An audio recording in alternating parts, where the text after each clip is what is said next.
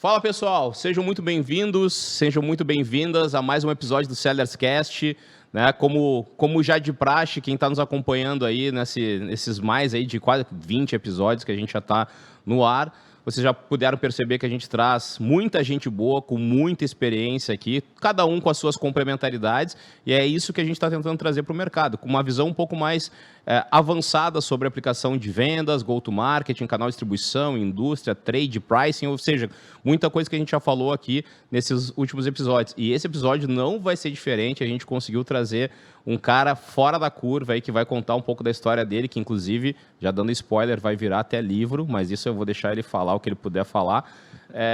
E antes de apresentá-lo, vou dar aqueles recadinhos paroquiais, né? Então, eu me chamo César Duro, para quem está chegando aqui, escutando pela primeira vez esse episódio, eu me chamo César Duro, sou CEO da Sellers, né? Tenho aí alguns bons anos aí na jornada, desde promotor de vendas até head de trade, vendas, gerente de vendas, vendedor, e agora fundador de uma empresa de tecnologia que está aqui para resolver alguns problemas relacionados a isso tudo, né? E para quem está vendo esse episódio e acha que pode estar ajudando alguém, compartilha, comenta, né? Por favor, comentário sempre bom. Não precisa ser só comentário bom, pode ser comentário ruim também, porque a gente também gosta de estar em constante evolução, não temos medo de errar por aqui. Mas vamos lá, né? Para quem está no YouTube, dá um clique aqui no sininho, né? Segue aqui o nosso canal, né? No Spotify e todas as outras plataformas que a gente está divulgando aí. Bom, sem mais recados, vamos agora para o nosso convidado do dia, Everaldo Leotti. Muito obrigado, meu amigo, por estar aqui com a gente hoje, né? A gente já fez aqui, pessoal, um aquecimento que a gente até já se arrependeu de não estar gravando, né? Porque a gente já saiu muita coisa legal. O Everaldo, hoje, ele representa aí, né, a BDL, né, aqui, que é uma grande distribuidora. Ele vai falar um pouco mais da jornada dele, que é vasta, né? A gente até falou, olha, te apresenta e conta um pouco da tua história, né? Talvez a gente precise de uma série do Netflix para isso, mas vamos tentar resumir um pouquinho. Everaldo, obrigado mesmo por estar aqui com a gente, topado esse convite, e vai ser uma honra aí te escutar e aprender bastante contigo. Te apresenta um pouquinho para quem está nos assistindo. Bom dia. A honra é minha, né, antes de mais nada, né? Sempre é importante a gente poder contribuir e aprender um pouco em cada momento que a gente expressa, né, qualquer coisa da nossa profissão, das nossas experiências. E, enfim, eu sou Everaldo Leotti, como já me apresentou. Estou há 47 anos nesse ramo. Eu comecei muito cedo já lá, com meu pai tinha armazém, tinha distribuição de pronta entrega de massa e biscoito. Eu com 8 anos de idade eu estava andando de caminhão, atendendo clientes, dormindo na casa dos clientes. Na época não tinha hotéis no interior. Então o cliente, no final da tarde, oferecia pouso para o caixeiro viajante, né? E era muito legal. Então comecei muito cedo nesse negócio. Eu vi a transformação do mercado de varejo tradicional para o autosserviço. Eu fui partícipe de tudo isso e me apaixonei por merchandise desde a primeira vez que eu comecei já como promotor, com 13 anos de idade. E isso é uma necessidade do homem que trabalha com distribuição, o homem que trabalha junto aos varejos, né, todos os canais, é entender do merchandise. Isso eu aprendi lá atrás e aprendi com grandes mestres, né, e tenho o prazer de estar multiplicando aquilo que eles me ensinaram. Espero hoje aqui também poder multiplicar alguma coisa para o ouvinte, né? Eu hoje sou diretor comercial, sócio-diretor de empresas chamada BDL, aqui de Santa Catarina, BDL Paraná, Bigolin, Chapecó. Nós formamos um grupo onde a família Bigolin, ela tem uma ascensão muito grande no ramo de distribuição. Eles, como família, eles possuem 8 distribuidoras, né? Tem CBN Curitiba, tem a Docibal em Chapecó, tem um grupo grande de 8 grandes distribuidores. Enfim, a gente tem uma experiência muito grande, sobretudo em conduzir, liderar, preparar e treinar pessoas, né, para que a gente consiga os resultados que o nosso fornecedor espera. Na verdade, a missão de um distribuidor, ela é muito clara. A gente tem que conseguir fazer com aquilo que o fornecedor espera de um distribuidor, e é aí que a gente procura fazer, né? E aí soma tudo isso, soma a tua experiência, soma a experiência das pessoas que você contrata, soma a experiência, né, de morar em 3 estados, já, Santa Catarina, Rio Grande do Sul, Paraná. Conheço muito a região sul. os seus hábitos de consumo, as diferenças que tem regionais, isso tudo contribui para a gente ter hoje uma estrutura sólida, são empresas referência hoje no mercado, e para mim é um prazer. Se eu for falar do meu currículo aqui, então vamos fazer aquela minissérie, né? Mas eu trabalhei em multinacionais, trabalho há 29 anos nesse grupo, fui contratado como supervisor de vendas e me tornei sócio há uns 22 anos, pelo fato de que a dimensão do negócio foi se tornando maior, e eu tive uma proposta na época de um outro empresário milionário querendo entrar no ramo de distribuição, me fez uma proposta e eu fiz um projeto, apresentei o projeto, ele aprovou o projeto, e quando fui falar para os meus chefes, né, falei, estou com uma proposta assim, assim, assim, estruturada, uma família também muito bem financeiramente, querendo entrar no ramo. Aí a decisão deles foi, não, tu não vai ser para ser sócio de alguém, vai ser nosso sócio. Então, na verdade, aquela estrutura que eu construí junto com a família Bigolin, né, nós fizemos junto um trabalho que estava tão bacana, que seria injusto até interromper. Então, aquele projeto começou lá com 5 vendedores em 93. Hoje o Grupo Bigolin fatura um absurdo, né, por mês. E já estamos com mais de 1.000 funcionários dentro das operações. Então, só eu aqui em Florianópolis tenho quase 470 colaboradores abaixo de mim, né, só nessa unidade. Então, mais um exemplo que você fazendo um bom trabalho, onde qualquer área que você atue, se você tiver focado, e como eu comentei antes aqui no nosso bate-papo, né? Meu primeiro mestre, José Mar Bass, talvez ele vá assistir esse podcast, ele me deu uma luz, falando claramente assim, que o mundo é de quem faz. Ele disse, cara, não tenha medo de fazer, faça. Se você fizer errado, alguém vai te corrigir, alguém vai te orientar, agora faça. Porque as pessoas que não fazem, elas não evoluem, e elas acabam se tornando apenas massa de manobra dentro das companhias, né? E aquele que faz, que vai atrás, ele corre mais risco. Sempre, né? Porque ele está fazendo. Então, só que ele tem essa coisa de aprender mais que os outros. E eu, instintivamente, sempre fui um líder natural desde os meus 10 anos de idade, já tinha time de futebol, já marcava jogo, já consegui terreno como vizinho para me emprestar para fazer as goleiras e tal. Então, sempre foi o meu instinto, foi de liderar pessoas e para o bem, né? Porque também dá para liderar para o mal, né? Claro. Liderar para o bem, então isso foi se encaixando no conhecimento da minha carreira, e isso acaba trazendo muitas histórias sensacionais. Como eu digo, eu brinco, mas é verdade, eu tenho tanta experiência e tanto prazer em dividir essas experiências, que realmente um podcast, um programa talvez fosse pouco, mas espero aqui contribuir, espero realmente que a gente consiga trazer alguns insights aí para quem está nos ouvindo e está nos vendo, e que na carreira deles consigam, né, aplicar alguma das coisas que a gente vai conversar aqui hoje. Com certeza. Cara, só na tua introdução já me formou várias curiosidades, assim. Acho que imaginar, né?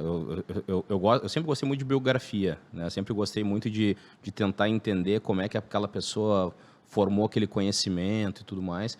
E escutando a tua fala já no início, assim, né? Onde tu fala que com 8 anos tu já estava nessa jornada de estar indo com teu pai, com o armazém e tudo mais, né? Dormindo na casa muitas vezes dos clientes e tudo mais.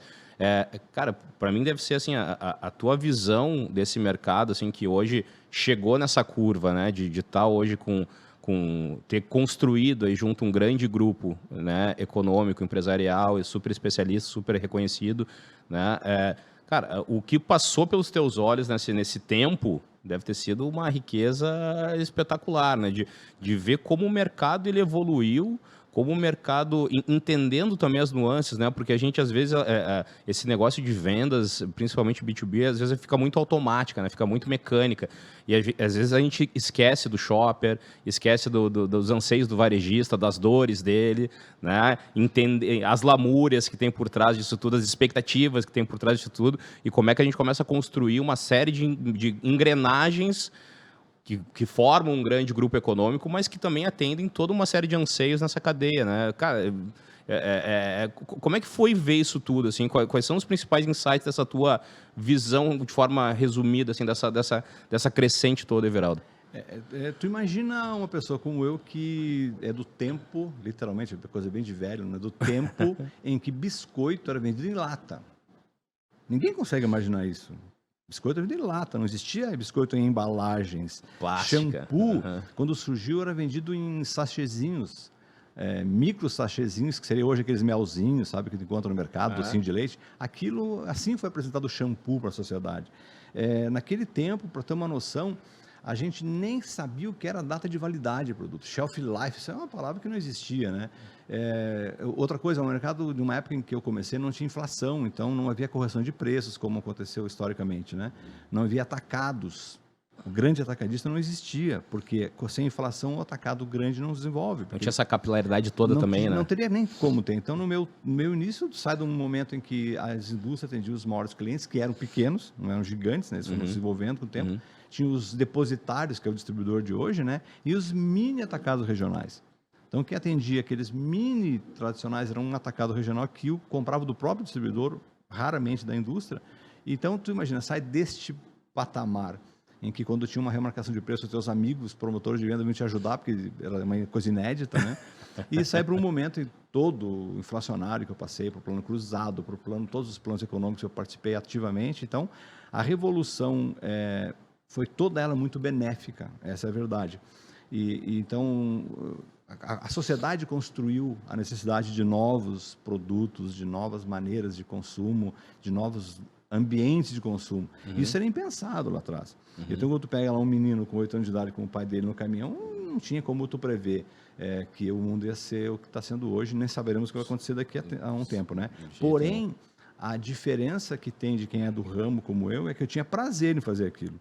Entendeu? Essa é a diferença. Você gosta do que faz, você está dentro, inserido num negócio bacana. Eu sempre gostei de viajar. Bom, eu já conheço 42 países hoje, conheço de 14 de moto, inclusive. Eu sou motociclista, né? Eu sou mototurista, não sou motociclista. Então, isso começa na tua origem. Então, quando você gosta disso, você não luta contra a inovação. Você ajuda a desenvolver, ajuda a posicionar as pessoas do trade, as pessoas, né, que trazem as informações. Você luta para que aquilo dê certo, né? E muitas vezes não dão certo. Eu participei de vários projetos que não funcionaram, de grandes multinacionais que não deram certo. Porém, os que dão certo são os que a gente vai lembrar e é o que vale a pena viver, né? Então, por esse sucesso, esse sucesso que é comum. Então, assim, eu sou uma espécie de hoje, fiz 60 anos agora, estava brincando contigo em particular, eu tenho o prazer de ter vivido toda essa transformação, de vender lá com uma concha, numa tulha, né, fazendo embalagem na balança com um pezinho de metal do lado para pesar, e para encontrar hoje um check-out de supermercado onde a pessoa pesa na balança do check stand, quer dizer, e já é antigo isso, né? Hoje o processo agora inaugurou no Paraná agora essa semana a primeira loja autônoma do Brasil. Sim. Eu conheci em Chicago aquela da loja autônoma que já tinha lá da Amazon, né? Eu conheci lá, fiz compra e tudo lá, bem interessante. Então isso é inovação que a gente não pode brigar contra ela. A gente tem que encontrar a maneira. Eu achei várias falhas na loja da Amazon, né? Claro. Mas, cara, a ideia é inegavelmente interessantíssima. Então, tu vai ter muita evolução também nisso, né? E é para isso que a gente está aqui, né? E nós, como especialista em PDV, especialista em trazer para o shopper, né? Para o consumidor, consumidor e o shopper, que não são a mesma pessoa, Exato. né? Poucas pessoas entendem isso. Quer dizer, hoje muita gente já tem essa noção. Mas trazer para ele essa inovação da maneira mais simplificada possível para que ele tome uma decisão de compra, né, baseada naquilo que a gente apresenta para o mercado.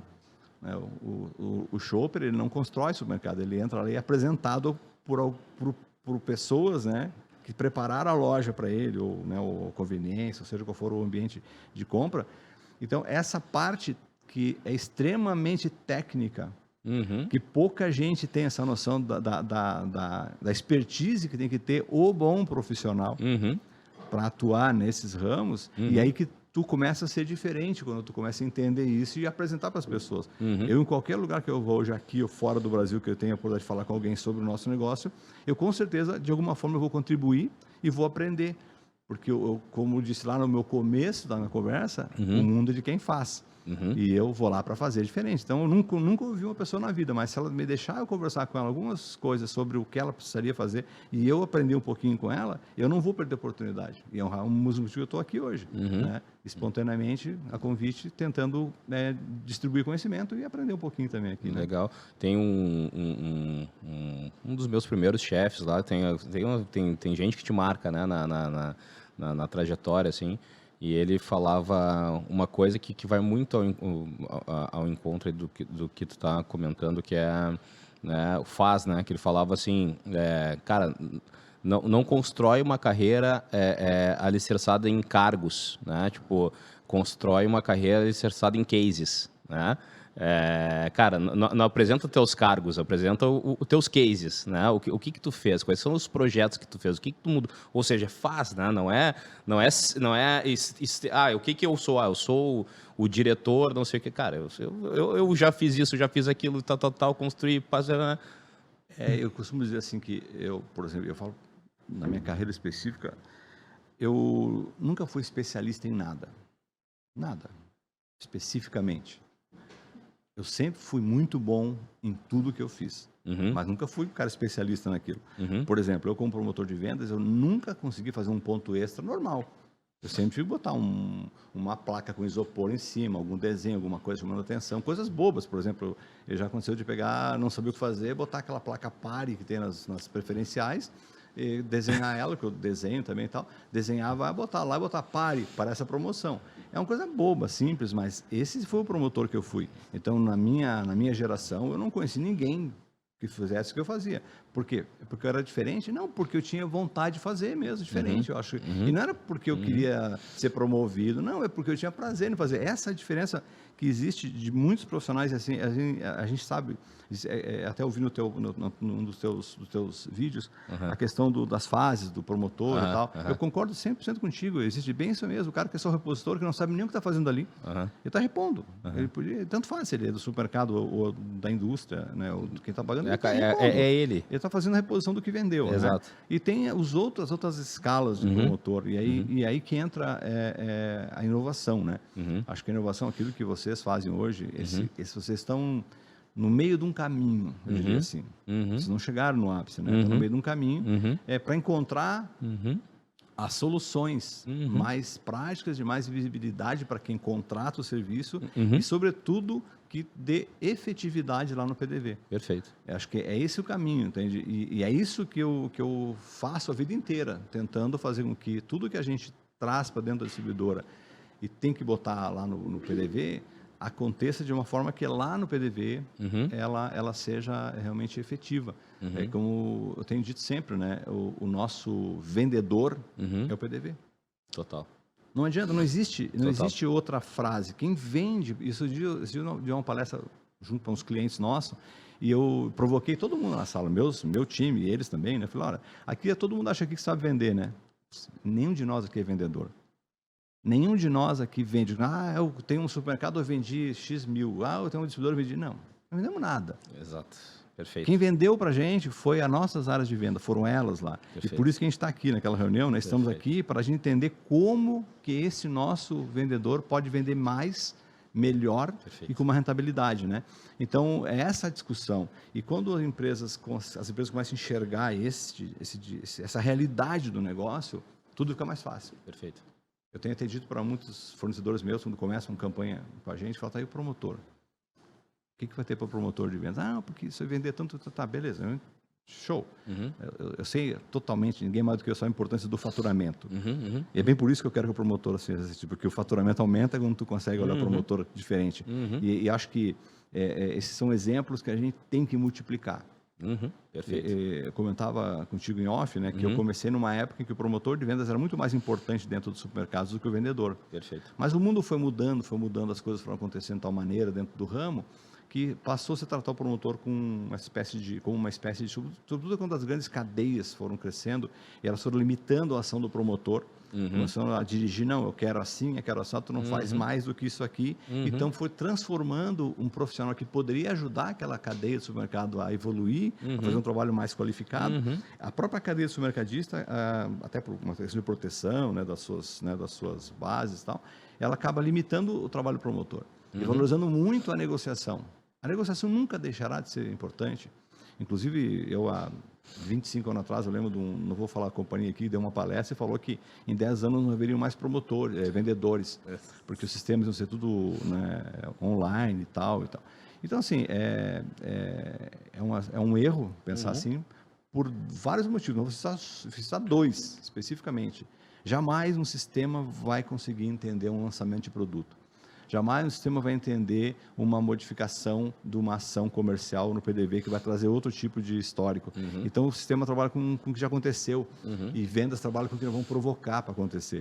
E aí tem um outro fator importantíssimo. O comprador é um profissional que não vai se submeter a lidar com um computador que faz o trabalho dele. Ele quer também trazer para a operação dele a rentabilidade, o faturamento diferenciado, a verba diferenciada. Então, essa ideia de que o sistema vai ser o dono do negócio nunca vai acontecer no nosso ramo. Pelo menos eu acredito que na nossa geração não vamos ver isso. É tanto que um exemplo bem típico agora. O mundo está indo para o e-commerce. O mundo para o e-commerce. O nosso negócio está capengando. O nosso negócio, o nosso ramo de negócio, essa venda onde eu tenho hoje 12 mil clientes. Né? Então, esses varejinhos, a fruteira, né? A padaria, cara, eles são donos do negócio que eles fazem tudo ao mesmo tempo. Eles, por mais que aparentemente eles prefeririam pegar de noite, entrar no app e fazer uma compra, não acontece. Na prática, ele por mais que ele reclame o atendimento do vendedor, mas ele quer ter o contato. Ele quer saber a novidade, ele quer saber o que está acontecendo, ele precisa disso. E a app nenhuma vai trazer isso.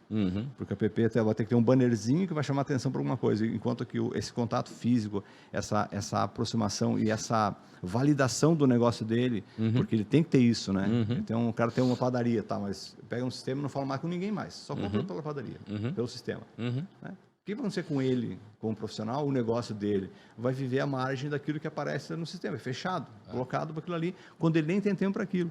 Né? E quando tu tem o atendimento humano, né? Sai do online e fica no offline, cara, ele pode xingar o cara, ele pode ser xingado, mas ele tem um contato, ele vai entender, ele reclama, mas no fundo, o Everaldo lá dentro do caminhão com o pai dele, né? Atendendo o cliente.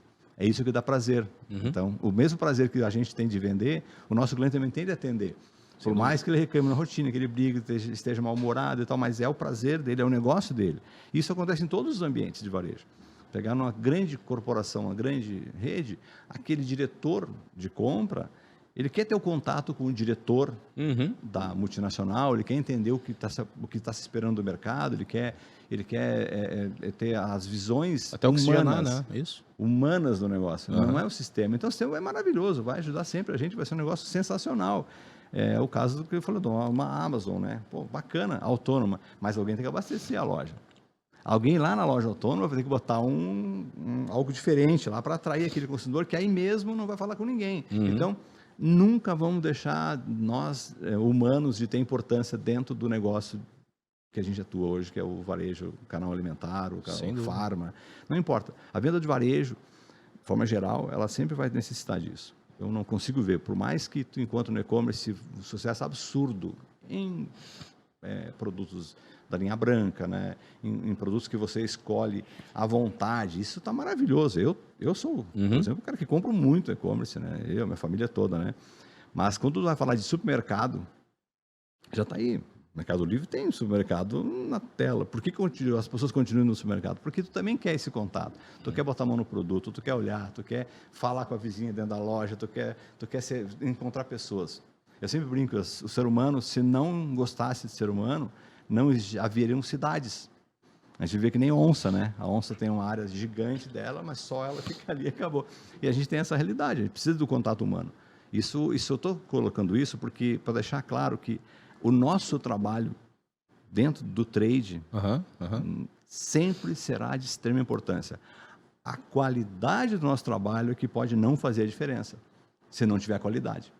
Aí pode não dar, posso botar 1000 promotores, eu tenho hoje aqui quase 150 promotores, por exemplo, trabalhando.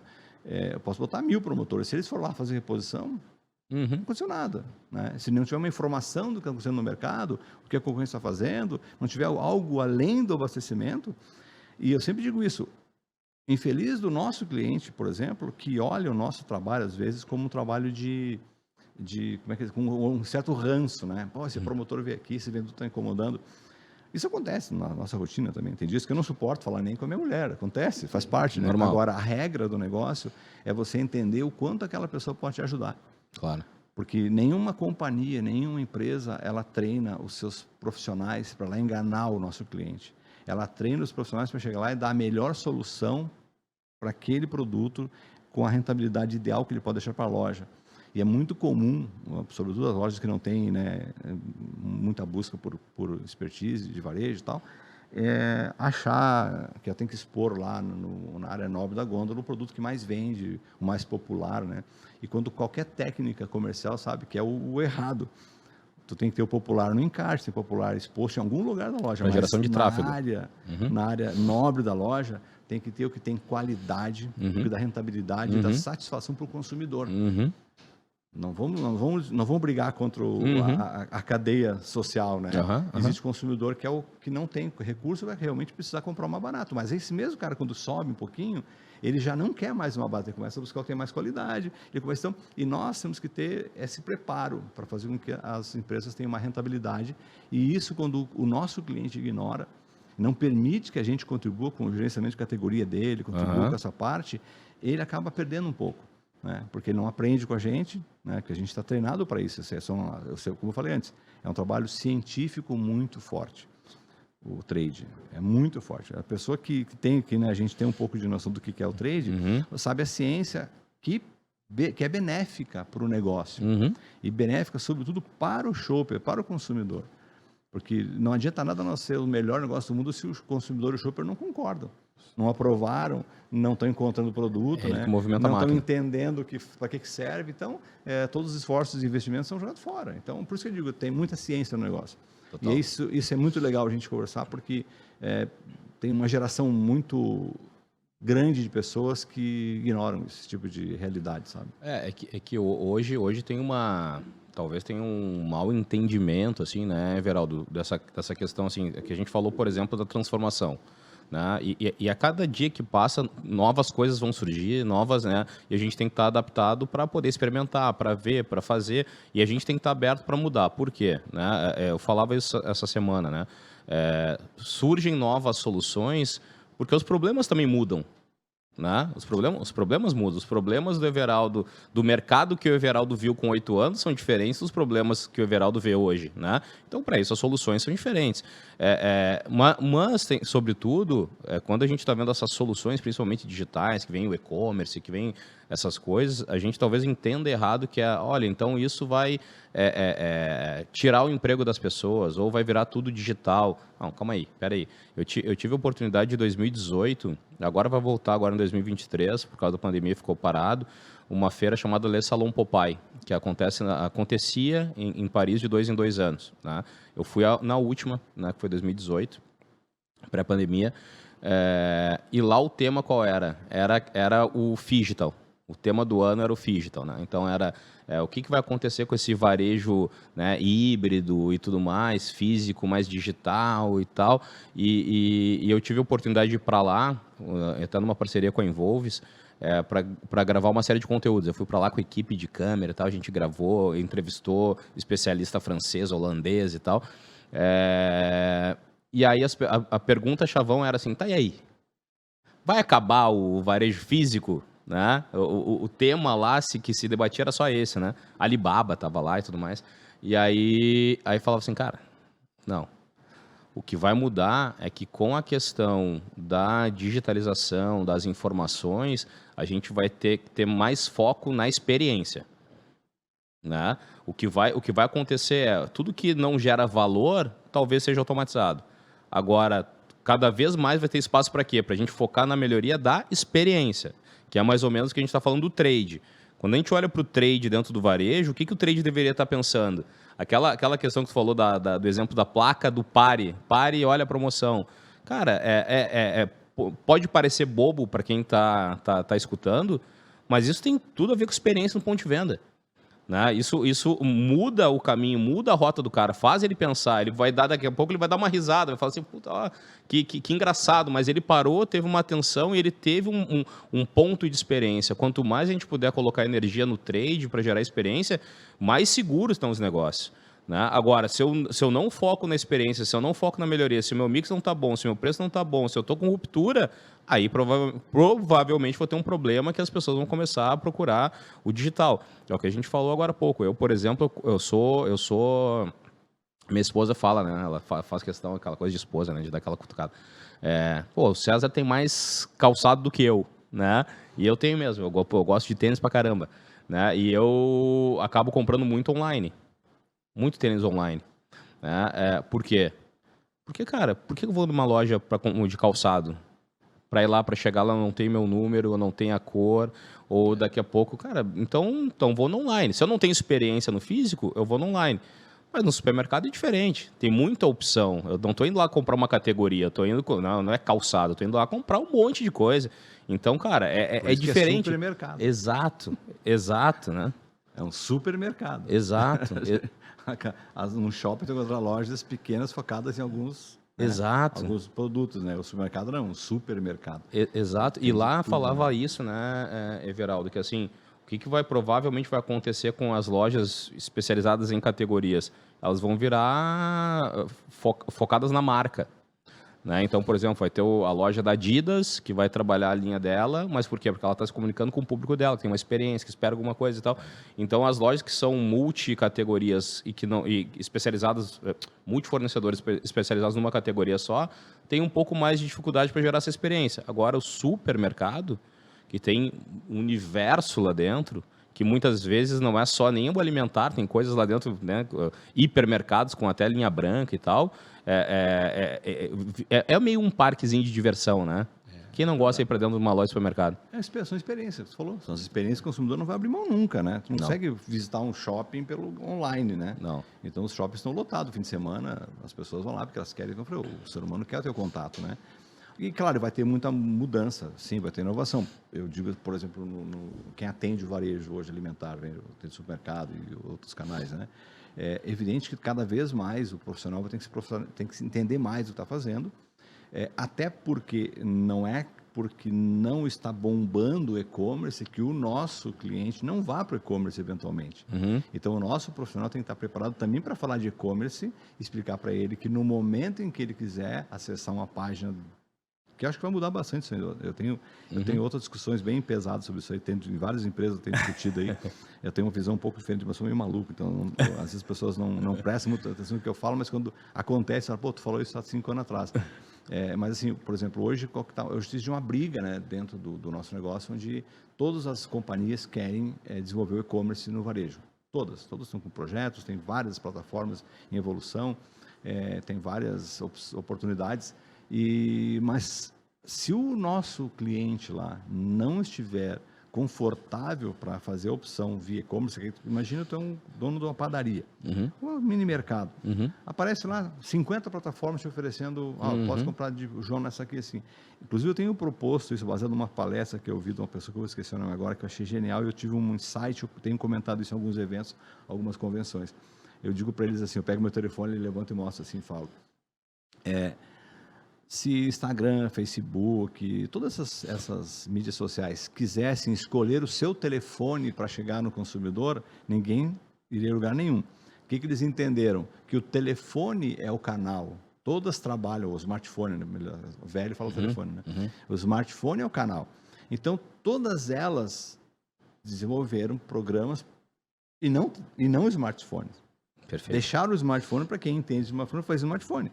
Então, o que vai acontecer, na minha opinião, no e-commerce, para o varejo, né, e para algumas outras coisas, é desenvolver-se plataformas, acho que desenvolverão-se plataformas, ou desenvolver-se-ão plataformas, onde todos vão entender que ali as companhias devem colocar os seus produtos naquela plataforma e os varejistas acessam só aquela plataforma. Tu vai criar um hub específico. O cara quer comprar, por exemplo, cerveja. Tem um monte de marca de cerveja, mas todas as marcas de cerveja estão naquela plataforma única. E ele vai, eu enxergo isso no futuro, tá? Pode ser que eu seja maluco. Não, concordo completamente. Aí o nosso cliente vai escolher esses produtos. Beleza. Isso para mim é o futuro do e-commerce no canal varejo alimentar, tá? ou as plataformas semelhantes, né? Porém, aí entra o detalhe que não vai mudar. Enquanto não houver o teletransporte de produtos, tá? O que não vai mudar são as ações de logística, que elas vão melhorar, mas não vão mudar. O produto vai ter que sair de um lugar e chegar lá naquele PDV. E as ações de trade físicas no PDV. Isso não vai mudar. A não ser que a gente imagine um mundo ideal que ninguém mais saia de casa, Isso não vai acontecer. Ninguém aguenta. Né? A pandemia nos mostrou isso. A prova está na pandemia. É. Meu filho trabalha home office, não aguenta mais, entendeu? Ele é programador e tudo mais, então não aguenta mais. É uma coisa que começa, né, a incomodar. Então, a gente tem uma realidade que é assim a evolução, né? Não podemos nunca brigar com a evolução. Eu sempre digo, falamos agora há pouco, nós temos que apoiar as evoluções, mesmo que deem errada em alguns casos, mas de 3 erradas, uma deu certo. Estamos ricos, né? Está acontecendo. Então, talvez uma das minhas características sempre foi essa. Eu sou, por exemplo, talvez o único distribuidor, eu e meu sócio, né? Quando eu falo eu como grupo, né? Sim. Nós somos talvez a única distribuidora hoje, por exemplo, o Litoral Catarinense, que tem 7 equipes de venda. Então, por que eu tenho 7 equipes de venda? Por que eu tenho 3 equipes de merchandising distintas? Porque eu entendo que tem que especializar todos nos seus lado a lado, cada um no seu quadrado, né? Então, eu não posso ter um vendedor que atende uma grande rede indo numa fruteira vender. Não é justo nem para a fruteira que ele vai exigir um volume dela que ele está acostumado e nem para ele que vai ter que fazer um esforço ao inverso do que ele é preparado que é para fazer grandes negócios. Então, tem que ter para cada canal, cada momento de nossa venda, né? Pessoas especializadas naqueles canais e com aqueles produtos. Você não pode ter um vendedor também muito produto para vender, porque não consegue ser como especialista em nada. Como eu tenho dito, se eu não levar qualidade, se nós não levar qualidade para o PDV, a gente não vai a lugar nenhum. Como é que eu vou dar qualidade se eu dou muita coisa para a pessoa trabalhar? E isso também vale para o merchandising, vale para o trade. Então, a gente tem que se especializar. Hoje, o futuro, na minha visão, assim, por exemplo, no trade, a gente fala muito no coordenador de merchandising, né? Nós não vamos ter mais coordenador de merchandising, vamos ter coordenador de trade. O cara que sabe a linguagem de aplicação no PDV, o cara que vai chegar lá vai ter a visão do negócio dentro da loja, não da reposição dentro da loja. Então, eu acho que o promotor vai continuar sendo promotor. O promotor-repositor, vai continuar, vai ter casos que tu vai estar lá, cara, para repor. Mas nós vamos ter que ter uma linha dentro do negócio onde vamos dizer assim, os traders físicos vão estar dentro da loja criando oportunidade, abrindo oportunidade, dando a qualidade para o promotor lá abastecer, o repositor abastecer. Até porque tu não vai ter um time só de cara bom, né? Claro. Essa é outra regra, para quem está vendo aí, existe uma regra dentro dos nossos negócios que vale para qualquer empresa. De 100%, tu vai ter 10% de pessoas geniais. Que você não precisa nem conversar com elas. Eles fazem tudo automático, melhor do que você faria. E tem 10% para ser demitida. Porque elas estão ali sem saber o que fazem ali. Mas 80% desse negócio está na mão de pessoas bacanas, que querem crescer, que querem desenvolver negócio, que fazem a parte delas bem feita e poderão se tornar esses 10% de especialistas com o passar do tempo. Então, a gente trabalha, não é para esses 10 geniais e nem para esses 10 que não sabem muito bem o que estão fazendo numa companhia. A gente trabalha para esses 80%. Esses caras que levam a empresa para frente. Não adianta nada eu ter um vendedor que venda R$1 milhão no cliente, quando eu preciso, na verdade, de ter 100 vendedores que vendam 10 mil para... Não sei se a conta está certa, mas eu preciso chegar no PDV menor também, com qualidade, com a mesma qualidade que eu treino o cara para fazer o maior, o mesmo vale para o trade, para o merchandising. Então, é uma obrigação da gente, como gestor, buscar qualidade em todos os níveis. E o trade, que é a hora que vocês mais atuam, na minha opinião, é a área, junto com a logística, a área que mais terá inovação. Sem dúvida. Para mim, eu não consigo ver. Tanto que a nossa empresa é BDL, Distribuição e Logística Limitada. Então, poderia ser BDL, Distribuição, Merchandising e Logística, não estaria errado. São 3 serviços distintos, mas assim, eu vejo que a evolução está no trade. A evolução dos negócios no trade. Basta tu ver o que é a Scantec hoje. A Scantec é a ferramenta que mais vai evoluir, na minha opinião, mais vai evoluir, embora muitos clientes às vezes resistam, porque acham que a informação é muito particular. Quem acha que a informação é muito particular é a empresa que não vai evoluir. Porque a informação ela é importante e ela tem que ser distribuída. Nós estamos aqui dividindo informações, multiplicando informações. Então, eu creio assim que essas somas tecnológicas que estão surgindo de acompanhamento, todas as ferramentas de acompanhamento, elas têm uma tendência muito grande a dar um resultado em questão de 5 anos, eu imagino, por aí, um médio prazo, a gente vai ter um outro tipo de negócio. Sem dúvida. Sabe? E nunca vamos deixar de ter que estar botando o produto nas gôndolas, né? Mas de maneira mais qualificada, com as experiências mais interessantes, né? Com cada vez mais... um resultado mais eficaz também, mais né? eficaz e cada vez mais satisfazendo mais o shopper. Porque, no fundo, tu busca isso. O nosso cliente quer satisfazer o shopper que vai lá. E nós somos obrigados a desenvolver ferramentas, desenvolver técnicas, desenvolver produtos, né, na cadeia do negócio para satisfazer esse shopper.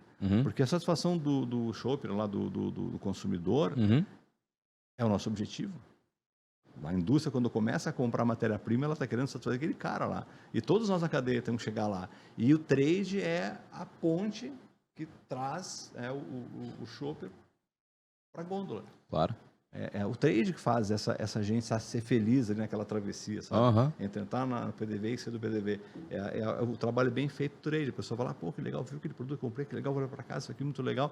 Essa oferta bacana, eu estava precisando, mas nem lembrava. Então, esses detalhes do trade, que eu acho que, na minha opinião, vão evoluir muito.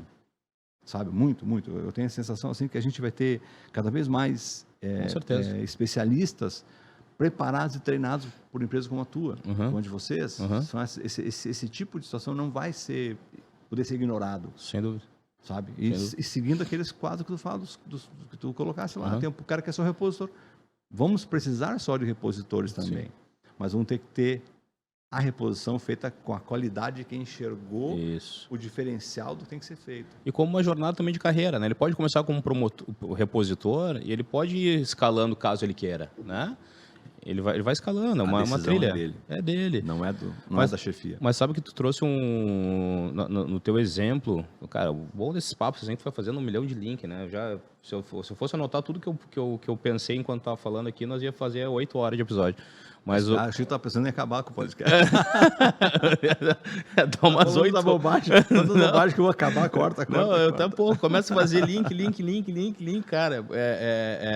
Mas o que tu falou lá eu tô tentando sintetizar os links, assim, mas tu falou várias coisas que é da especialização, de tu entender, porque quando tu fala assim, eu sou especialista no Paraná, Santa Catarina e Rio Grande do Sul, né? Tem gente que não vive no Sul, que vive em outra região, que vai estar nos escutando, vai falar assim, mas ele conhece o Sul, né? Porque, né? Então ele só conhece o Sul, mas o ponto o Sul é um monte de coisa, né?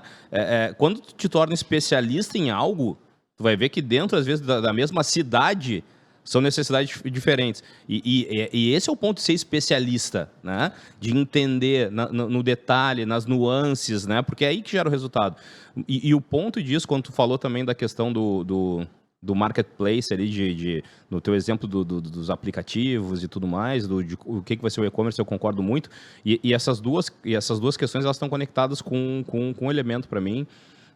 Acho que eu não cheguei a comentar, mas eu dou aula na SPM, né? E tem uma das cadeiras que eu dou lá que é gerenciamento de categoria. E tem uma das bíblias do gerenciamento de categoria, que é um livro que ele é baseado em consumer centricity, né? Que tudo hoje vai estar centralizado no consumidor. E a gente fala em gerenciamento de categorias, por exemplo, que gerenciamento por categorias não é por categorias, é por pessoas. Você tem que primeiro entender a pessoa, como ela se relaciona, o que ela espera, para daí tu começar a classificar o teu produto, entender como é que tu vai oferecer, porque é ela que está no centro, não é o teu produto que está no centro, é ela que está no centro. E aí, quando a gente fala dela estar no centro, a gente passa a entender as especificidades das tuas equipes, porque tu está colocando o teu consumidor no centro, nas nuances dele. E quando a gente fala do marketplace, é a mesma coisa, né? Cara, eu não posso ter 200 aplicativos, porque isso não é botar o consumidor no centro, é colocar a marca no centro. Né? A indústria está na frente do consumidor. Cara, é o consumidor que manda. Então, eu concordo muito com o que tu está falando, porque, cara, o que vai acontecer é isso. Poucas plataformas ou uma plataforma que vai dar a possibilidade de todo mundo estar ali dentro. Por quê? Porque isso atende o desejo do consumidor e não da indústria. É isso, cara, né? É isso que vai acontecer. Mas já puxando um outro gancho, e eu estou tentando sintetizar, porque, cara, eu fiquei viajando aqui, mas tentando ir para um outro ponto, tá? Tu comentou agora sobre os 10% menos, 10% geniais, 80%, e aí a gente já começa a entrar um pouquinho em gestão, né? Cara, não posso perder a oportunidade aqui, Veraldo, de explorar um pouco disso na tua experiência, né? Da cadeira de um gestor, tá? De uma equipe comercial, de uma operação grande como a de vocês. Quais são tuas principais dores, assim? Porque eu acho que, assim, a gente fala muito sobre vender, mas existe um oceano de melhorias quando a gente começa a botar a luz sobre a gestão. Uma das perguntas que muitas vezes eu faço para os nossos clientes é como é que está a dispersão, o desvio padrão do teu vendedor A e do teu vendedor C? Né? Do cara que menos vende ou menos atinge as metas para o cara que mais atinge, qual é o desvio padrão? Ah, não sei. Puta, cara, vamos começar a olhar para isso e vamos criar um plano de ação para encurtar isso. Porque se a gente consegue fazer com que aqueles 80 fiquem mais perto do para cima, que é o que tu falou, né? Eu tenho uma monstruosidade de resultado dentro de casa para operar. Mas isso é gestão. Né? Mas estou dando um exemplo para o teu pano de fundo, assim, mas na tua cadeira de gestor, um líder de muitas pessoas há décadas já, o que tu enxerga hoje como as principais dores do gestor?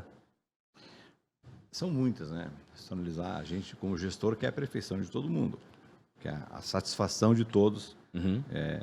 Eu dou exemplo para você que, quando vim para cá, quase 20 anos, essa empresa que hoje é a BDL aqui, nós havíamos comprado uma empresa que estava em processo falimentar, bem falimentar mesmo, bem ruim. E a gente veio para cá, até porque a Ginomoto nos deu distribuição e tal, e eu vim de Chapecó, mora para cá, para conduzir, né, para a gente tocar junto esse negócio. Naquele momento, o pátio da empresa, que era um prédio alugado, só tinha bicicleta e um Escort velho, entendeu? Isso é um exemplo que eu dou clássico. Hoje, 20 anos depois, praticamente 20 anos depois, é muito difícil um funcionário nosso, um colaborador nosso, né, que não tem o seu veículo, a sua moto. Então, a gente tem, como gestor, a obrigação de trazer a satisfação dos seus colaboradores. E isso está em todos os percursos. Quando tu fala, tu tem um vendedor que talvez tem que ser mais ou menos qualificado. Não tem vendedor qualificado se não tiver uma boa logística, não tiver um bom merchandising, não tiver o pessoal administrativo funcionando. Então, assim, é uma cadeia, e a gente que está olhando de cima, às vezes horizontal, às vezes não, dói em vários momentos, né? Porque cada vez que você não consegue transformar um profissional no ponto de satisfação dele, né? Ao ponto de, por exemplo, de abandonar a empresa, que é o lugar. E esse dia eu vi uma frase que eu vou mentir agora, não vou lembrar certinho como é, mas as pessoas não trabalham em empresas, as pessoas trabalham com pessoas. Perfeito. Não é empresa. A empresa é um ponto de referência, né? Então, a gente busca trazer essa satisfação que as pessoas trabalhem felizes. E aí tem vários pontos de gestão. Por exemplo, na área comercial, o que a gente busca hoje? Nós temos, não tem mais vendedor ganhando comissão com a gente. Nós criamos os modelos onde eles têm KPIs que eles têm que atingir. Que legal. Decididos todos os meses, KPIs mudam, né? Então, quando tu fala em qualificar, em ver em como é que eles se comparam, né? Como é que eles evoluem, assim, alguns acertam os KPIs de um produto, alguns de outro e tal, mas todos no conjunto têm um desafio mensal para ser melhor em alguma coisa. E isso, para quem é da área comercial, quem é vendedor de carteirinha nato, nós somos acostumados à pressão. Vendedor que não tem pressão ou não gosta de pressão não é do nosso negócio. E quando tu muda os focos de pressão, então tu traz para ele uma nova satisfação a cada mês. Isso é implícito. A pessoa não tem essa noção. Mas cada vez que eu digo que ele tem que vender agora, o mês que vem, o objetivo é vender tal coisa, eu dou um desafio para ele, né? E nem todos vão conseguir aquele, mas assim, todos vão ter em algum momento vitórias, todos os meses, porque tem desafios novos todos os meses, porque aí eu decido, com o fornecedor ou não, o que serão os KPIs, foco daquele mês. Então, isso traz dentro de um profissional de vendas, que não é mais um vendedor, né, um profissional de vendas, a satisfação de eu conseguir outro objetivo, né? Em consequência, e a gente cria tudo isso baseado em percentuais sobre toda a venda dele. Então, ele não deixa de vender o que ele puder, o máximo que ele puder, mas, ao mesmo tempo, ele busca a satisfação em cada KPI daquele e se torna um vencedor ou não, né? E raramente vai ter uma pessoa que não vença algum dos KPIs, né? Até porque o ganho dele está proporcionalmente ligado a isso. E isso está na cadeia de gestores nossos. Desde os meus gerentes, eles têm os supervisores, coordenadores, todos eles são linkados no mesmo tipo de KPI do mês. Então, existe um desafio novo para cada um todo mês. Então, na área comercial, é isso que faz a diferença entre o cara que está nos 80 e pode chegar nos 10 heróis e aquele que não consegue desenvolver, o cara que não. Então, ele se autodemite, né? Nós somos uma empresa hoje que, modéstia à parte, as pessoas não pedem demissão. a gente acaba demitindo porque a gente faz todos os esforços, treina, trabalha, busca, né, traçar um maior ganho. E a vida é assim, tem pessoas que tu vê isso em qualquer área, né? Tem jogador de futebol que é profissional e não anda, porque algumas coisas na carreira dele, por mais até talento que ele tenha, a gente fala futebol, porque o Brasil é focado no futebol. O futebol é exemplo para muita coisa, né? O esporte para muita coisa. Então, é tipicamente isso. Às vezes, o melhor craque do time, ele não conversa com os seus colegas. Ele ignora o que o técnico fala porque ele é craque. E aí, qual o caminho dele, né? É o ostracismo, é perder, né? Vai perder. Isolamento. Então, e na verdade, assim, quem está na gestão, as dores que tu tem, máximas mesmo, é quando não acontecem as coisas que você planeja. E acontece de não acontecer, né? Claro. Então, e o contrário é verdadeiro. Então, assim, cada vez que chega um desafio para nós, o que acontece? Uma distribuidora, eu sempre digo, a nossa obrigação, a minha e do meu sócio, é fornecer para os nossos clientes e fornecedores os melhores profissionais. É a nossa obrigação. É ter uma ótima logística, é ter um ótimo merchandising, é ter uma ótima área comercial, uma ótima área administrativa, que tem muito processo administrativo que pode influenciar diretamente lá no comercial, né? Então, essa obrigação nossa é o que nós apresentamos para o nosso fornecedor. Olha, nós temos aqui 130 vendedores, dividido em tantas equipes, é assim, tem promotor, tem isso aqui, assim. Qual o teu plano para o meu time? E aí, quando eles constroem alguma coisa para a gente, e aí eles também investem junto, a gente consegue medir e diminuir essa dor. Porque tu acaba dividindo a gestão, né, do negócio com os teus parceiros do que você sofrer sozinho. Então é muito comum ter reuniões com o fornecedor com algumas coisas não estão andando bem, ou o contrário, por exemplo, cara, deu tudo certo aquele nosso plano. Então os planos sempre são nossos, não é meu e do meu sócio, é nossos. Então isso acaba diminuindo um pouco a dor, né? Agora, como eu tenho dito, né, o nosso diretor maior é o DRE. Sem dúvida. Se o DRE não responde, não tem amor que resista, né? Porque você precisa desenvolver uma operação, você tem que ter, né, resultado literalmente financeiro do negócio, né? Claro. E aí uma parte que a gente tem buscado há muitos anos, nós somos as mesmas empresas do ramo, acredito, em Santa Catarina, que passaram a trabalhar com o DRE há mais de 25 anos. O nosso DRE passou a ser o nosso mentor do negócio. Perfeito. Então, tudo que eu faço, se eu tiver que contratar mais 10 promotores, eu pergunto para o DRE se eu posso. Então, não converso com o meu diretor, com o meu sócio, nem com ninguém. Eu converso com o DRE. O chefe é ele, né? É o chefe do DRE, ele que vai dizer para nós, para mim e para o meu sócio. Cara, podemos ou não podemos, né? Por exemplo, nós temos dentro da BDL hoje uma equipe de 46, aqui no Litoral é um dos nossos cases hoje, 46 vendedores que só atendem a numérica. Há 3 anos eram 7.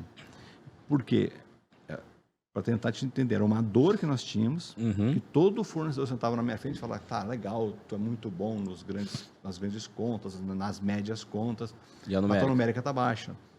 Cara, quando isso começa a acontecer, então tu tem que entender, cara, o que eu quero do negócio? Eu quero responder aquilo que estão me cobrando, ou eu vou dizer que eu não vou fazer e acabou a conversa? Eu posso fazer isso também. Claro. Não vou fazer e pronto, bota o distribuidor fazer a numérica e eu estou fora. E nós invertemos o negócio. Nós passamos a ter hoje um time de numérica focado no pequeno cliente, onde ele tem um ganho proporcionalmente, ou melhor, literalmente, muito próximo do ganho de quem faz as médias contas. Nós passamos a valorizar o profissional que atende as pequenas contas, porque ele não é menos vendedor. Não. Ele trabalha muito mais fisicamente, ele atende muito mais clientes, ele tem que argumentar muito mais vezes por dia, tem que levar muito mais material POP para o PDV. E aí eu tenho uma regra no nosso negócio que fala assim, o vendedor da numérica não se paga, então também não vou botar porque não se paga. Nós invertemos isso dentro do projeto. Invertemos. Simplesmente assim, tem custos dentro do DRE, isso que eu falo, o patrão estava dizendo que, esse cara da numérica não cobra contrato, não tem merchandising, claro. não tem X supervisor para comandar, né? Não tem coordenador. Então, o que eu fiz, cara? Por que eu vou esperar desse time, cobrar desse time, se eu posso inverter o modelo? Então, nós invertemos, nós passamos a remunerar melhor, baseado nos focos que da numérica é distribuição, não é faturamento. O faturamento veio em consequência. Então, hoje, para ter uma ideia, a gente tem, sem falar números aqui, até não tem problema nenhum, mas a gente tem hoje, então, de 20% da nossa operação é na numérica. Nós tínhamos, isso era 5%. Sensacional. Entendeu? Então, assim, eu tenho hoje um atendimento médio de 6 mil clientes por mês. Sabe? Então, é um negócio maluco. Aliás, 7.200 clientes foi agora o nosso outubro. Então, tu vê que eu me confundo porque os números estão evoluindo tão rapidamente, e é sério, nós estávamos saindo para cima de 3.500, hoje estamos chegando em 7.200 e alguma coisa, foi o nosso mês agora. Então, clientes diferentes atendidos no mês. Sim, imagina. Minha carteira está em 12 mil clientes, mais ou menos. Entrega, então, assim, pique disso, é uma loucura. a gente vai, conforme a dor, vai arrumando o remédio, né? Então, qual que é a nossa obrigação? É tentar manter as pessoas satisfeitas, né? Ninguém vai dizer assim, o cara é feliz. Ninguém é 100% feliz, nenhum de nós somos 100% felizes. Agora, tem que trazer um mínimo de felicidade e prazer a pessoa trabalhar em qualquer setor da BDL satisfeita, sabe? Satisfeita porque, repito, né? Se não chegar lá no DRE com resultado, tu tem que fazer o quê? Tem que cortar salário, tem que cortar premiação, tem que cortar assim. E quando todo mundo trabalha junto, né? Salário é impossível cortar, mas tu vai ter que reduzir quadro e tal, né? Quando todo mundo trabalha junto, pro bem geral, tu consegue diminuir essas dores. Então, assim, nós investimos durante muitos anos. Eu estou numa operação aqui que durante 7 para 8 anos a empresa não deu lucro nenhum. Teve prejuízo no primeiro ano, prejuízo histórico, inclusive. Mas passamos mais 7 para 8 anos empatando. Porém, construindo marca BDL mesmo, né? Construindo a imagem, investindo tudo que podia no negócio, tudo que podia, literalmente. Nós não retirávamos nada, nenhuma distribuição de lucro, nada, prolabores mínimos para desenvolver o negócio. Então, isso nos deu uma expertise e aí sim, lá nós sentimos muitas dores. Dores de chegar a pensar em vender a operação. Vamos vender, esse negócio não vai dar certo, tal. Mas persistimos, que é uma regra, na verdade, ninguém tem sucesso em 5 anos. Quem tem sucesso em menos de 5 anos é algo muito subjetivo e outra coisa, muito frágil, né? Então, tudo que vem fácil, um jargão antigo, né? Vem fácil, vai fácil, todo mundo sabe disso, mas a gente sabe na prática isso, né? Eu tive empresa minha sozinho também. Trabalhei 1 ano, perdi tudo que eu tinha em 1 ano. Mas foi a maior lição, a maior escola da minha carreira, foi ter uma empresa sozinho. Então, ali não só senti dor, como ela senti tive percas, né? Além de doer, perdi pedaços, né? No caminho, mas eles foram enterrados e floresceram, entendeu? Então, foi bacana pra caramba. Mas, assim, a gente tem bastante... tem bem claro entre nós, assim, todos têm que estar felizes. Vamos conseguir? Outro dia eu tive na Envolves lá, achei maravilhoso o que eu vi lá no ambiente de vocês, né? Frutas, né? Disposição, aquele ambiente colorido. Essa é a ideia. Coisas agradáveis. Então, a gente está hoje num prédio novo que nós construímos para nós, uma obra difícil de se fazer, 6.000 metros cúbicos de concreto embaixo do solo com estacas. Por quê? Porque o nosso negócio tem muito produto com peso. Claro. A gente não encontrou uma área, um galpão que fosse o suficiente, então tínhamos que fazer a obra. Agora, como é que faz a obra? Porque a gente tem o DRE dizendo, vai e faça.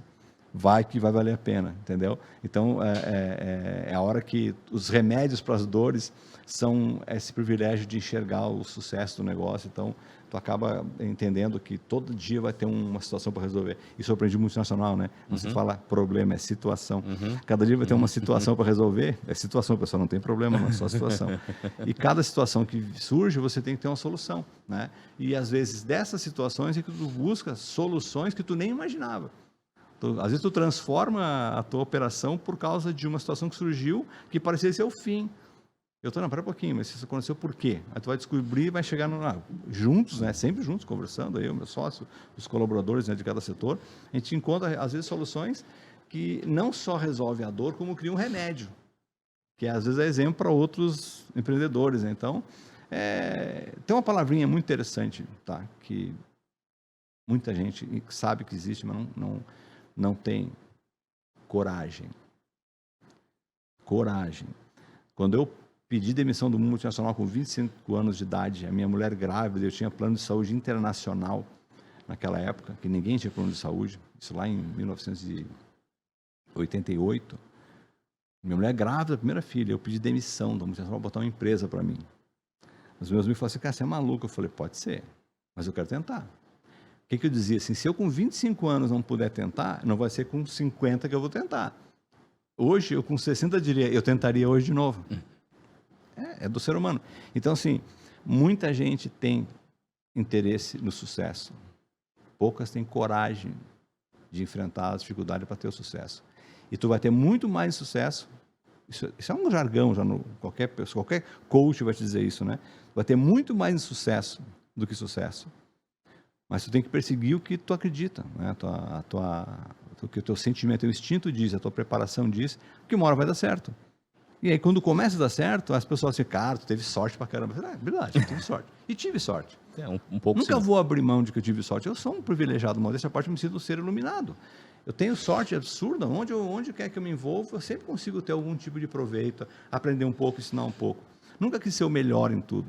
Mas, como eu falei antes, eu sou um cara que procura ser o melhor possível em cada coisa que eu faço e não fazer só uma coisa. Se eu entrar no meu ramo, por exemplo, falar de logística, eu sei muito de logística, mas muito para ensinar. Falar de área fiscal, eu entendo muito da área fiscal, entendo muito de área financeira, entendo muito da área de merchandising, que é minha vida, merchandising. Eu sempre falo, eu sou um promotor de vendas que estou na outra função na companhia, mas eu sou um promotor de vendas. Eu leio muito bem o que é o trade, né? Entende? Então, assim, eu tenho que ser um cara que entende de tudo isso, né? Eu sou uma espécie de diplomata com um general por dentro.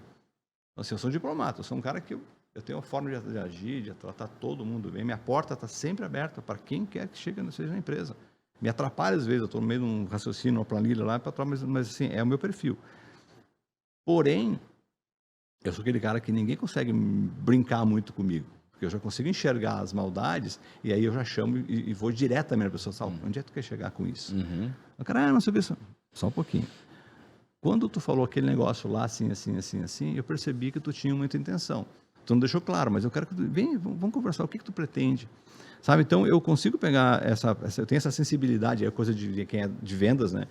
A sensibilidade de quem é de vendas, eu nasci para essa área, eu sempre digo, eu nunca fui o melhor vendedor, mas sempre fui o vendedor mais organizado, mais preparado, mais técnico, e o cara que sempre saiu com sucesso onde quer que entrou. Sem ser o melhor vendedor, não acho que eu seja o melhor vendedor. Eu acho que talvez eu tenha sido sempre o mais qualificado vendedor. Eu conheço o cara que é genial em vendas. Eu conheço cara que eu nunca vou ser o que eles são. Geniais, pessoas que nunca te viram na vida, ele fala contigo 10 minutos, tu vai embora com ele, vai viver almoçar, jantar, e vai me virar as costas para mim, que eu sou um cara técnico, porque o cara é genial. O cara consegue chegar num ambiente, transformar o ambiente, fazer o que ele quer. Isso é o Romário, né? O Pelé do negócio, entendeu? E eu sou o Dunga. O cara que trabalha muito, que se esforça, que ajuda todo mundo, que faz todo mundo fazer a sua função, cada um faz a sua, né? E no final, quem levanta a taça é o time todo, né? Entendeu? E é assim que funcionam as coisas, na minha visão. Então, eu aprendi a capturar essas células, né? Que começam a atrapalhar o negócio porque estão mal orientadas. Às vezes, a gente fala uma coisa numa reunião, por exemplo, 90% entendeu, mas tem 10% que não entendeu aquilo direito. Esses 10% pode minar os outros, né? Uma parte dos outros. Então, tem que ter essas leituras. E aí são coisas que a gente tem que, por experiência, por hábito, e por estar querendo resolver os problemas, ou as situações, né? Porque essa diferença que tem entre quem está focado realmente nas soluções, do que dando muita atenção para as situações que surgem paralelas, sempre vai ter alguma coisa errada. Então, se você não focar, né, eu volto ao esporte, ao futebol, né? Você dá 10 chutes fora, erra 10, mas se você acertou um com a perfeição que tu precisava, tu é o destaque do jogo. Ninguém mede você pelo quanto chute bota para fora, mede o quantos gols tu fez, né? Então, se as pessoas começam a olhar desse jeito, usar como padrão, que você vai errar. Por mais que você treine, você vai errar. A gente xinga o jogador, né? Pô, o cara só faz isso, chega lá e botou para fora a bola. Cara, tu acha que ele queria errar? Não, mas é do ser humano errar. Agora, quando a pessoa consegue executar o que treinou, cara, não tem preço, né? E aí é isso que a gente busca, né? É minimizar cada vez mais as dificuldades e valorizar as qualidades das pessoas, né? E esperar que elas, inclusive, tenham dentro delas, isso é difícil, né? Os mesmos sentimentos que a gente tem lá, quando vem lá de baixo, né? Eu sou o cara assim, eu comecei nesse negócio por diversão. Nunca na minha vida imaginei que um dia ser sócio distribuidora. Não, eu sempre gostei do que eu fiz. Gostei, fui evoluindo, fui vendo. E como eu falo, nunca saí de casa fazer um ponto extra normal. Alguém mandou eu fazer? Não. Eu achava que eu entendia do negócio e que era importante eu fazer vender mais. Me sentia bem fazendo aquilo. E era promotor, não tinha comissão nenhuma, né? Então, é essas coisas que a gente busca nos seres profissionais que trabalham com a gente. É querer fazer porque gostam de fazer. E nós temos muitas pessoas assim no nosso time. Muitas. que estão lá porque gostam, que fazem, que querem crescer, que tem prazer em chegar para a gente e falar assim, ó, chefe, deu certo. Cara, deu muito certo, que legal. Então, é isso que a gente busca, tá? Quando tem essas dores todas que podem ser problemáticas, né, dentro do negócio, como diria o Dadá, tem a solucionática, que é ter as pessoas felizes no que fazem, né? Então, é bem difícil. Sabe que a gente falou aí sobre errar, sobre os primeiros anos, as dificuldades e tal. E eu, mais recentemente, né, eu estava comentando para ti lá atrás, eu vim para esse mundo da tecnologia há bem menos tempo, né? E quando a gente começa a vir para essa indústria, que é uma indústria diferente, né? Para essa indústria, tu tem as literaturas dessa indústria, né? Que vem lá do Vale do Silício e tudo mais. E falam muito sobre criatividade. E uma das coisas que eu mais me chamou a atenção assim, no início dessa jornada foi que no Vale do Silício eles entendem que as startups elas têm um modelo que tende a dar muito certo, né? Tende a criar o ambiente para isso, porque elas começam com um risco muito alto, com uma escassez de recurso muito alta, né? E o que isso gera? Isso gera criatividade, né? Porque se tu tem abundância de recurso, provavelmente tu não vai te esforçar, tem né? acomodação. Tu não vai te esforçar. Agora, se tu tem senso de urgência, porque tu tem escassez, cara, tu precisa ser criativo o tempo inteiro para poder achar o ponto certo para a coisa poder ir, né? E quando tu falou ali, lá no início, quando a BDL era uma startup, lá no início, né? De ter um primeiro ano de prejuízo e depois empatar e reinvestir. E eu tenho certeza que vocês tomaram uma série de decisões super rápidas, né? Com intensidade, porque vocês, cara, não, tem que resolver aqui, tem que... Né? Mas esses anos de pauleira que fazem a gente criar uma série de processos que sustentam o que vira esse grande negócio, né? A escassez está ligada à criatividade e isso tudo gera negócios mais fortes, né? Tem muito jargão, sabe? Aquela famosa, né? Crise, crie. Exato. Isso a pessoa que lê não dá bola, mas é muito profundo isso. Exato. Na crise, muito. cria. Então, assim, tu resumiu muito bem. Tivemos N discussões técnicas, eu e meu sócio, por exemplo, de sair exausto. Chegar em casa, minha mulher olha para mim e estava em reunião com o Lores, né? E isso é benéfico demais, claro. sim. É verdade, porque nós tínhamos a obrigação de encontrar soluções, né? Então, a nossa criatividade foi o tempo todo buscando a solução para poder não abrir mão do que a gente estava querendo fazer. E aí depois que passa, então fica a lição. E essa lição ela nunca mais é esquecida, tá? Não só por nós, como as pessoas que estão do nosso lado também, que sofreram com a gente ali. E hoje, modéstia à parte, estão bem, a gente procura valorizar. E hoje são pessoas que têm hoje uma posição importante junto com a gente, porque souberam entender aquela época e ajudaram a gente a desenvolver técnicas, desenvolver condições que a gente nem imaginava. Nós temos um RP que ele foi desenvolvido por nós, distribuidores, porque é uma empresa que tinha outra área, ela entrou na área de distribuição, então a gente desenvolveu muitas coisas e até hoje desenvolve junto. Hoje eles têm uma expertise grande, têm uma variedade grande de clientes, mas é amigo pessoal da gente. Mas assim, por causa dessas crises que a gente realmente aprende. Isso é muito bonito de falar, mas é mais legal ainda de passar por isso. No primeiro vento, tu para mesmo, evento assim é assustador, de você vai ultrapassar e aquilo parece que você vai para baixo de uma carreta, né? Mas você quer chegar no Ushuaia. Então o vento é um detalhe. Todo mundo fala, cara, tu não vai conseguir, é difícil. Então, eu falo do futebol, mas o motociclismo também é uma coisa sensacional. Um grupo tem que andar unido, tem que andar organizado. E tu a vela desse eu como tenho por histórico liderar, eu acabo fazendo todos os projetos, acabo construindo, mas na prática, a analogia é diretamente associada a qualquer projeto. Todo projeto vai ter muito mais dificuldades e é por isso que as empresas quebram na sua maioria. Então, não é que a pessoa que começa um negócio, ela quebra porque ela quis quebrar. Ela quebra porque ela vai muito mais na emoção do que na preparação. E muita gente erra por confundir faturamento com rentabilidade. Perfeito. E é onde as empresas quebram. Então, assim, o cara está lá ganhando 5 mil por mês, resolve uma empresa, ele tem lá, arrumou 100 mil reais, começa um negócio. No segundo mês, ele vendeu 30 mil. Ganhei 30 mil. Não, ele ganhou 300 reais. Exato. mas ele acha 30 mil. Então, esse é um fator de quebra de muita gente. É isso. E outra coisa, que a pessoa que vai começar qualquer negócio, ela tem que ter uma base, que foi o meu caso. Isso tudo eu aprendi instintivamente. Eu fiquei 1 ano perdendo dinheiro que eu já tinha.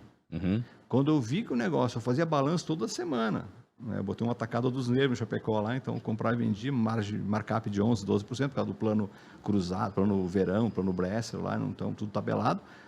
Mas eu fui fazendo contas. Por isso que eu falo, a dor ensina a gemer, né? E também ensina também como se prevenir. Então, quando eu fazia balanço, não tem mestrado mais feliz. Importante. Meus clientes felizes, meus colaboradores, já tinha lá uns 5 que estão comigo lá, felizes, estão vendendo bem. Eu falei, não está dando lucro. Não tô dando lucro. Quando chegou no momento que acabou o meu dinheiro, eu paguei até imposto. Eu parei a empresa. Isso eu ensino hoje em universidades. Você para um negócio. Eu tinha conta, imagina, movimentava um valor muito... Eu cheguei a ser o 20º cliente da Bung no estado. Uou. Então, o banco, meu movimento econômico, o banco me dava o que eu quisesse. Eu falei, não. Quando eu parei a empresa, fornecedor meu disse, não, tem que continuar. Eu falei, não. Não, mas, nunca fiz um trabalho, eu nunca tive um trabalho tão bom assim como eu tenho hoje na região. Eu falei, mas não dá dando lucro. Então, eu tive a segurança de dizer, não, é hora de parar. E não quebrar como a maioria faz. Vão lá e pega o dinheiro emprestado e vive, né, achando que vai... Não, cara, tem que ser verdadeiro. Então, eu parei, voltei a ser funcionário. Eu era, não vou deixar parte de um cara muito conceituado. Voltei rapidamente assim, 1 semana. Só avisei que ia parar, já surgiu proposta e tal. Ótimo, porque eu tinha um bom histórico, sobretudo no Oeste Catarinense. Então, tu para porque tu entende que tu tem que saber o que tu está fazendo. E esse é o erro que muita gente comete, de estar errando e com a esperança. Não existe esperança. Existe projeto, existe realidade. Cara, eu vou esperar para... Não, esquece. Se você não está enxergando a tua base, porque assim, aquela frase bem também de jargão, né? Olhe para as estrelas, mas caminhe com os pés no chão. Você não está voando. Tu quer chegar na estrela? Aprenda a ter velocidade no solo para um dia tu chegar lá. Todo mundo olha para a estrela e esquece de caminhar. Tem que pagar tuas contas, tem que entender. Eu me botaram na justiça, eu com 6 meses de empresa, os caras que foram chapa lá, descarregando o caminhão, disseram que era funcionário meu. Eu, um microempresário, indo lá responder para o juiz, não, mas ele não era meu funcionário. Ah, mas ele disse que trabalhou com você, vou ter que pagar não sei quanto. Deixa eu pagar, por inexperiência. Né? Então, nada tira do teu sonho quando você recua. Aquela frase do Napoleão Bonaparte, né? Recuar não é derrota, é estratégia. Então, aí entra o teu instinto, entra a tua capacidade de ver as coisas que... Ninguém me ensinou isso. Agora, eu tive um pai que teve empresa também que perdeu muito dinheiro. Eu vi ele perder dinheiro, vi ele cobrar as pessoas, o cara não pagar, e ele não ter como ter recursos para manter o negócio. Então, por exemplo, eu teve momentos até chulo de falar aqui, mas o cara me comprou e não pagava, um argentino, não por ser argentino, mas um padeiro, vendia farinha, e eu fui cobrar ele. Eu lá precisando de dinheiro, e ele pegou, botou um revólver em cima da mesa, assim. Ah, você veio me cobrar, né? Só que eu adoro arma, o cara não sabe isso, que eu me criei no meio de charqueadas lá, nos presídios com policial e bandido, né? E só que ele cometeu o erro de botar a arma assim, né? Eu peguei a arma dele, tirei a munição, descarreguei o tambor da arma assim, botei a munição, assim, eu não vim aqui para te matar, eu quero saber se vai me pagar.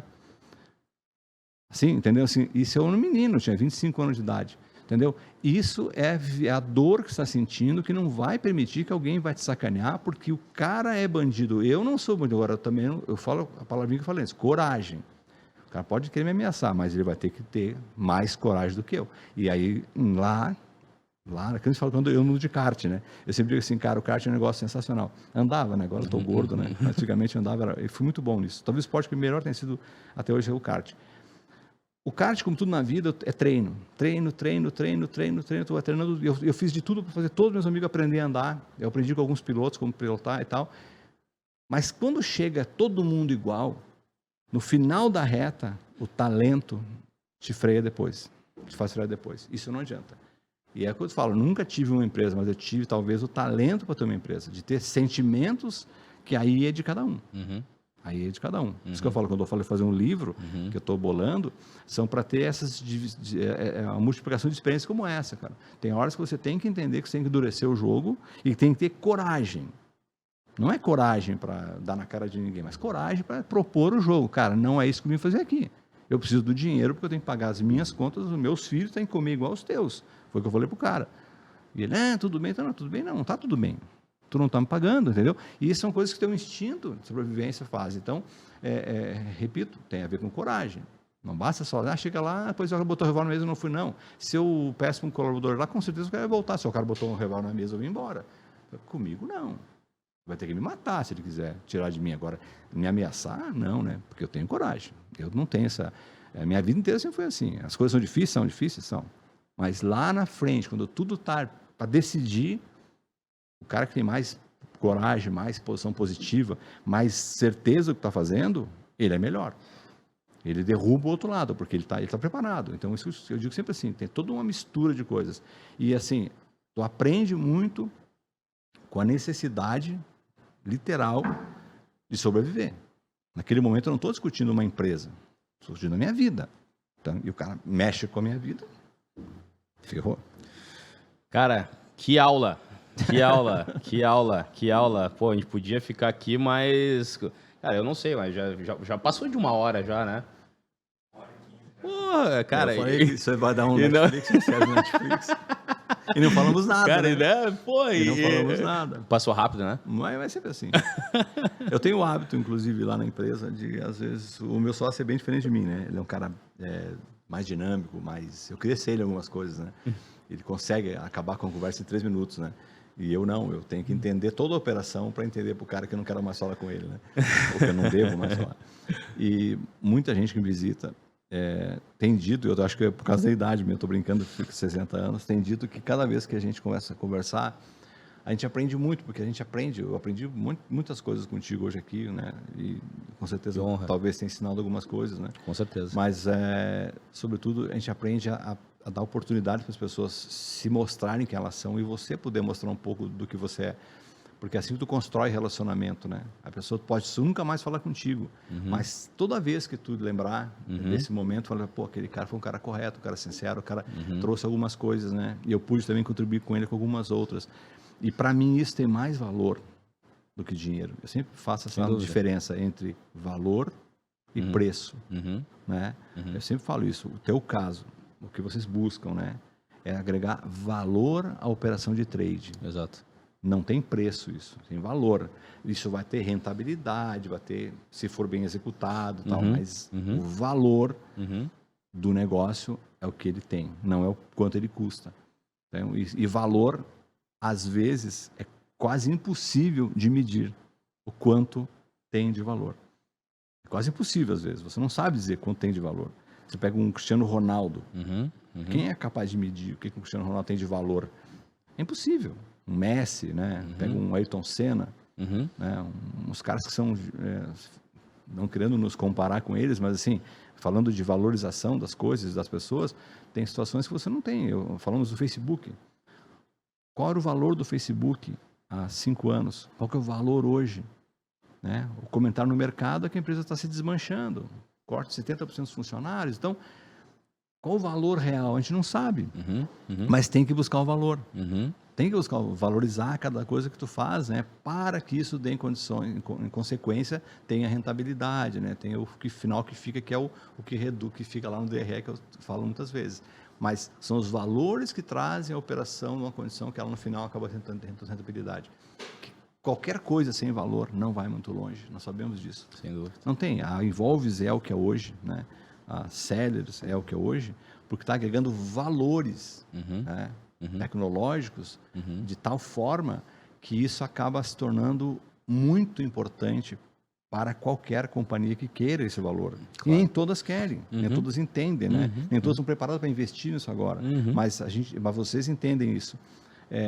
E quando você consegue mensurar o resultado que esse valor agregado dá, aí a nossa faixinha no peito, chegamos lá, né? Levantamos o troféu, porque a gente conseguiu induzir todos induzir não, com a nossa capacidade de mostrar o valor que tem, conseguimos que todos tenham resultados, isso é muito bom. E não tem orgulho maior de ver quando tu gerando valor no teu cliente, não tenho certeza que quando o teu cliente te fala, cara, a BDL, né, me entrega valor, me entrega no tempo, me ajuda, né, isso com certeza gera muito mais orgulho do que quanto ele está pagando para ti.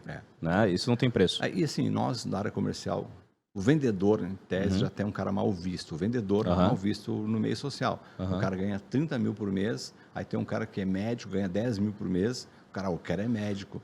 Entendeu? E não tem essa. Isso é uma coisa que é uma disputa tradicional e a gente não vai brigar contra isso. Porque é uma imagem construída de forma errada, um valor mal vendido lá atrás. Os vendedores venderam muito mal as suas imagens, né? Então, quando qualquer coisa tenta ser vendida, tu sempre está com o pé atrás achando que tu vai ser enganado. E é onde vocês mais, com certeza, brigam. Tu vai mostrar para o cliente, faz uma reunião, mostra tudo, tem que mostrar para ele, ele fica assim, onde é que ele está querendo me enganar? Onde é que está o pulo do gato? Eu sei porque é assim que funciona, né? Sem dúvida. Então, por isso que você tem que saber vender o seu valor. Saber vender o que realmente tem e entregar o que vendeu. Perfeito. É a parte mais importante, porque isso gera confiança, gera boas imagens, boas notícias no mercado e acaba se tornando o sucesso que vocês são hoje, né? E que serão, com certeza, lá para frente, assim como também o nosso negócio também. Cada vez mais a gente agrega valor ao negócio, cada vez mais a gente está crescendo.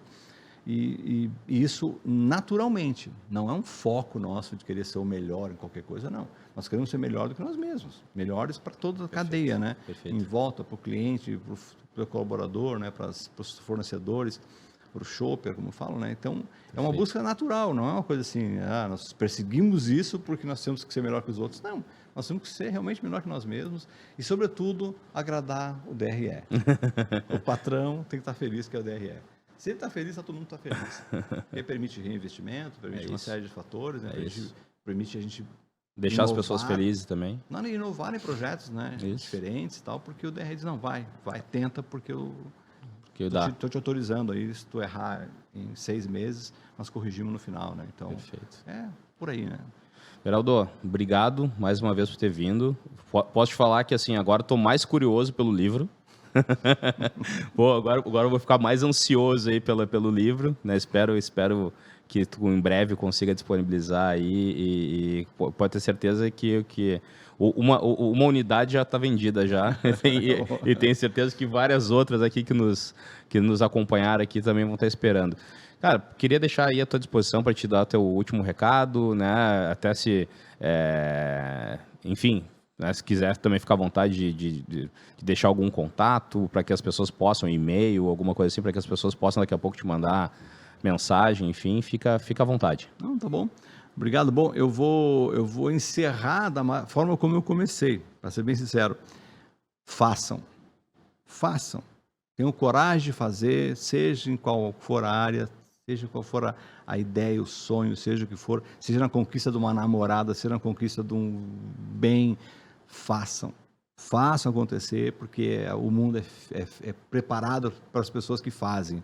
As que não fazem também conseguem, mas conseguem menos e em muito mais tempo de demanda. E a gente que faz consegue isso. Se alguém quiser entrar em contato, dar um feedback aí, pode ser na tua própria página ou no meu e-mail, é everaldo@bdl.com.br, né? Então fique à vontade aí, o e-mail corporativo está liberado para quem quiser contribuir também e será um prazer, inclusive, dividir mais outras informações com alguém que tem interesse, não tem nenhum problema, estou realmente à disposição aí. Agradeço a oportunidade.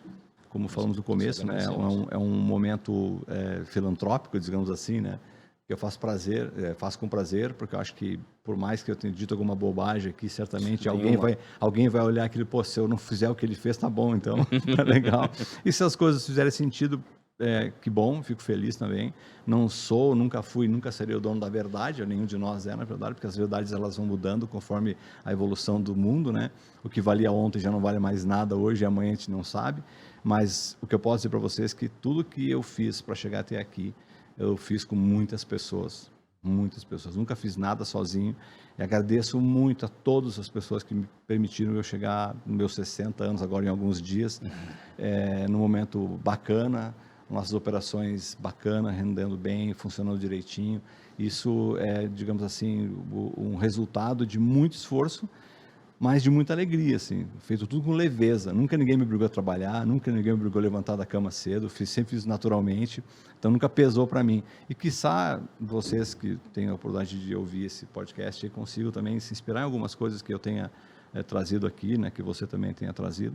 Acho que é a nossa missão realizar, né, os nossos sonhos, mas também proporcionar que os outros consigam realizar. A gente não é feliz sozinho. A gente tem que ser feliz em coletividade, e esse é o meu foco, sempre foi, não tem mais chance de mudar. Eu tenho brincado com alguém, eu falei, pô, Beraldo, você assim, cara, eu sou assim há 47 anos nesse ramo, tem dado certo, e às vezes sou criticado por ser bom demais. Isso é bom demais, que as pessoas falam, tá funcionando, então eu vou continuar assim, espero que vocês também consigam serem bons com as pessoas, mas sobretudo com vocês mesmos, né? E nunca esqueçam, façam e tenham coragem de fazer. Seria essa minha dica. Que aula.